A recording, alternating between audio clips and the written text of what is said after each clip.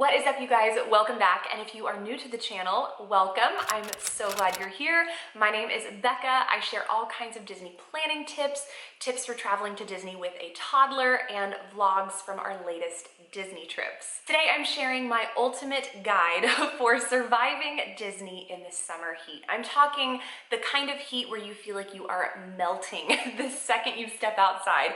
So I have lots of tips to share with you guys today, especially if you are taking little ones. I have lots of advice as well. So let's go ahead and dive in.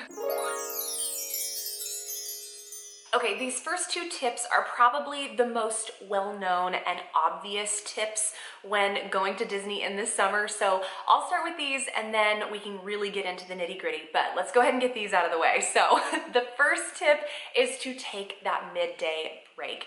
It is so important. Come noon, 1 o'clock, that's gonna be where the heat hits its peak, right up until about 4 or 5 p.m. So my advice would be take that midday break from 1 to 4. That's gonna be the hottest part of the day and honestly the busiest part of the day. So not only are you getting out of the heat, but you are also avoiding a lot of the crowds. So head back to your resort, either go to the pool or take a nap in the room. You are going to feel so much better heading back to the parks in the evening, recharged, rehydrated, and trust me, your day will go so much better if you take that midday break, regardless if you have little ones or not. Just take the midday break. You will be so thankful. The next and another very obvious tip is to stay hydrated. At this point, I'm sure a lot of us know that Disney offers free ice water at every quick service location. I have talked about this countless times on my channel, so make that a priority. Every time you pass a quick service location, let that be your reminder to grab a cup of ice water, even 2 or 3, and just take it with you until you get to the next quick service and then grab some more ice water. Just keep it going all day long. Also make sure to have refillable water bottles.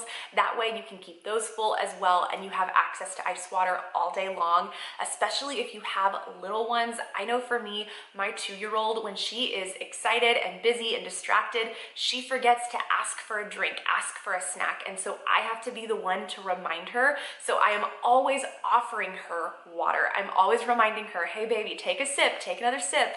And keeping that water bottle full is the best thing I can do for her. And then also myself as well. I have had too many experiences where I don't stay hydrated. I just get busy and forget. It's so easy to do.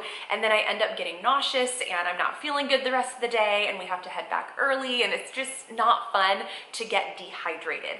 So make sure to keep that a priority. Stay hydrated. It is the best thing you can do when you are at Disney in the summer heat. All right, now that we have those first 2 tips out of the way, take that midday break, stay hydrated. Let's move on to some more planning advice when it comes to a summer Disney trip. So my first piece of advice would be to coordinate which attractions and shows you are going to do based on the time of day and what the temperature is going to be. Not a lot of people talk about this. So for instance, if you are at Animal Kingdom and you have your heart set on the Kilimanjaro Safari and you really want to walk through Gorilla Falls, do that first thing in the morning. Go at 8 a.m. That way the day is going to be at its coolest temperature at 8 a.m. Get those things out of the way, and then by 10, 11 a.m. when it starts to really get hot, then do Flight of Passage and the Festival of the Lion King show, the Finding Nemo show. Like, save all of those things for the really, really hot part of the day.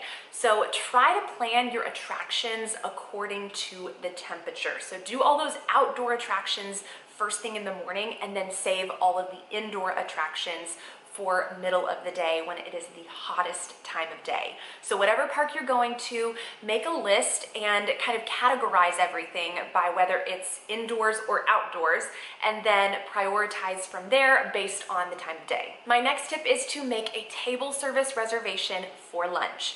Now maybe your family is a quick service only kind of family. Do quick service for breakfast and dinner, but let lunch be the exception in the summer. It is so nice to have a reserved table in the air conditioning in the middle of the day when it's the hottest outside and the busiest outside. It's the perfect escape from the heat and the crowds. And maybe your family isn't a let's go back to the resort and everybody take a nap kind of family.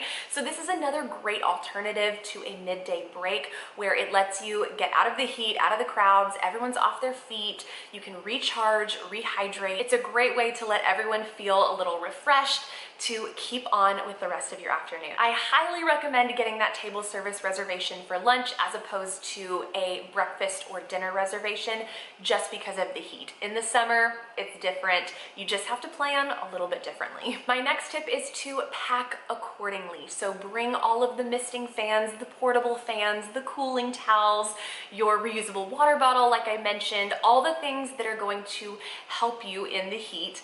And also when it comes to the outfits that you pack, make sure they are Florida heat approved. There was a time when all I ever wanted to wear to the parks was black leggings and baggy oversized t-shirts because that's what I felt comfortable in. It's what I felt confident wearing. But I always spent the entire day feeling so miserable and hot and just gross all day long because it was 100 degrees outside and I was wearing black leggings and this heavyweight t-shirt that would, had long sleeves, and it just, I don't know, I so regret wearing that to the parks, but I was stuck in that place of this is what I'm confident in. And so while I'm an advocate for wear what you feel comfortable and confident in, I also think it's important to plan accordingly to the weather. So instead of the leggings, maybe switch those out for biker shorts. Or if you're not comfortable wearing shorts, switch that out for a lightweight summer dress. Something like that. Find a good alternative to something that you can still feel comfortable and confident wearing, but it's still gonna be breathable and comfortable in 100-degree weather, in humid 100-degree weather. So make sure that you are planning your outfits strategically and don't make my mistake in wearing the thick, heavy leggings and t-shirts. It just makes your day miserable and it's all you can think about, and you can't enjoy your time with your family because you're just so hot. It just affects so many more things when you have not worn the right outfit for the weather. So plan in advance and try to find some things that you are, again, gonna feel comfortable and confident in, but are humid and 100-degree weather approved. I should also add too that I actually have a Disney outfit idea video that I did recently, so I'll have that linked for you down below. All of those outfits in that video would be perfect for the Florida heat in the summer. So head over and check that out. A big thing for me was finding outfit ideas that were not mini skirts and tube tops. They needed to be mom approved, mom friendly. So all of these outfits are very mom friendly. They have enough coverage, they have enough length. So head over and check it out if you are in need of some outfit ideas for your Disney trip. My next tip is to take your family photos first thing in the morning for a couple of reasons. The first one being there's typically less people around. So if you are rope dropping and you want to get your picture in front of the castle, there's not going to be as many people in the background of that photo. So that's a huge bonus. And the second reason is heat related. So of course it's first thing in the morning, so you are going to be feeling fresh and no one is drenched in sweat yet. There's no spills on anybody's clothes. So you can get that picturesque castle photo first thing in the morning and check it off your list, and it's gonna be the picture that you dreamed of and not at the end of the night when the lighting isn't as great and everybody's looking like a hot mess. So get those pictures in first thing in the morning and then you can go on with your day and not have to worry about it. And this next tip is for those of you who specifically have younger kids. So know where the splash pads are located and utilize your resort pool. So take advantage of your pool situation wherever you're staying, but in addition to that, know where those splash pads are located outside of the resorts. So there's actually splash pads located within the Disney parks and at Disney Springs. So I'm gonna share where you can find those. The first one is located in Magic Kingdom, and this is probably the best splash pad option because it's the most kid-friendly and it's just amazing. So it's in Magic Kingdom and it's back in Storybook Circus down by Dumbo and Big Top Souvenir. As soon as you're done on Dumbo and playing on the playground, head over to the restroom, change your little ones into their rash guard or their swimsuit or whatever, and hang out at the splash pad. And then right across the way is Big Top Souvenir. So the reason this place is amazing is because you'll find drinks and snacks, but then they also have secluded tables and chairs, and of course it's air conditioned. So that is a huge bonus, and it's an amazing spot to recharge, grab a drink, grab a snack, grab a treat. They have a huge case of Rice Krispie treats and caramel apples and all kinds of stuff that you would find over at the confectionery you can find in Big Top Souvenir.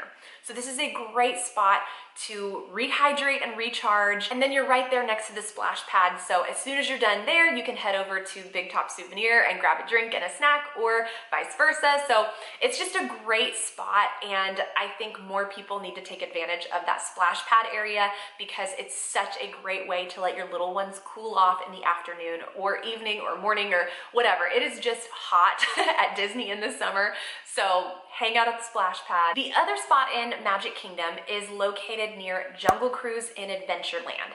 So technically this isn't a splash pad, it's more of a misting station, but the theming is really fun and your kids are gonna love it, and it's just another great way to cool off in the afternoon. The next splash pad location is located in Epcot in World Discovery. So this is right near Test Track and Mission Space. So there is a splash pad right between those two rides, and I wouldn't say this is as good of a location as the Magic Kingdom one in Storybook Circus, but it's still a really fun splash pad and another great way for your little ones to cool off and have fun. And the last splash pad location is over in Disney Springs.